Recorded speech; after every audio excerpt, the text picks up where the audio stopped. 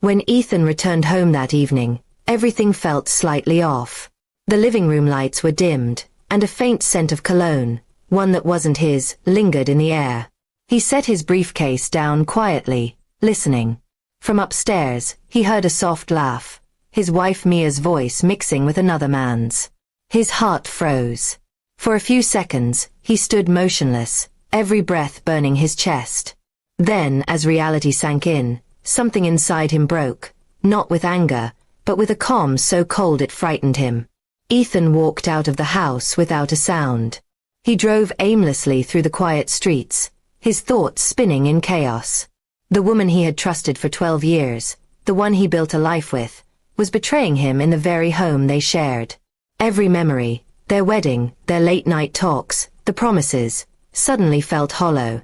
But as he drove, an idea began to form. Revenge would not be loud or violent. It would be quiet, sharp, and unforgettable. The next morning, he acted as though nothing had happened. Mia greeted him nervously, pretending everything was normal, her hair still wet from the shower, her eyes avoiding his. He smiled faintly, kissed her forehead, and told her he'd be late that evening for work. She believed him. Of course she did. He had never given her a reason not to. That day, Ethan visited his lawyer and quietly began preparing divorce papers. But that wasn't all. He also transferred ownership of their house, which was in his name, into his sister's. Mia wouldn't see it coming. He wasn't going to shout or expose her. He was going to let her trap herself in her own lies. By nightfall, Ethan returned home early. He parked his car down the street and walked the last few steps silently. Through the half-open curtains, he could see shadows moving in the living room. His wife and her lover, sitting on the very couch they bought together, laughing softly. His heart twisted, but his expression remained cold. He took out his phone and recorded a few seconds, not for revenge online, but for proof. Then he left again, unseen. The following morning, Mia woke up to find Ethan already gone. On the kitchen counter lay a note in his handwriting. "I know everything. You'll understand soon." Panic set in. She tried calling him, but he didn't answer. She drove to his office, only to find out he had taken the day off. Unease began to grow like a storm inside her.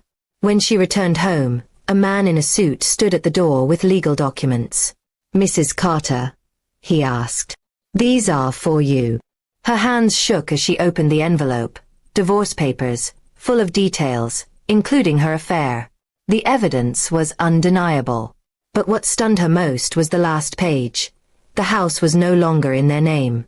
Ethan had taken everything legally, quietly, completely. That night, Ethan stayed at a hotel. He thought about the life he was leaving behind. The laughter, the warmth, the trust. It all felt like watching someone else's story. There was pain, yes, but also relief. For the first time in months, he felt free from the pretense. He didn't need to confront her. She would destroy herself with guilt and loss. Mia tried to reach him for days, sending messages full of apologies, tears, and promises to change. Ethan never replied. Instead, he arranged for movers to collect his belongings while she was out. When she returned to an empty closet and a silent house, reality finally crashed down on her. The walls that once held love now felt like a prison. Her lover, realizing the situation, quickly disappeared from her life. Without money, without the home, and without the man she betrayed, Mia found herself standing in the ruins of her choices. She had thought she was clever, sneaking around behind Ethan's back. But she underestimated the calmness of a man who had been quietly planning his exit. Weeks passed, and Ethan's life slowly found balance. He moved into a smaller apartment, started running again, and even reconnected with old friends he had neglected during his marriage.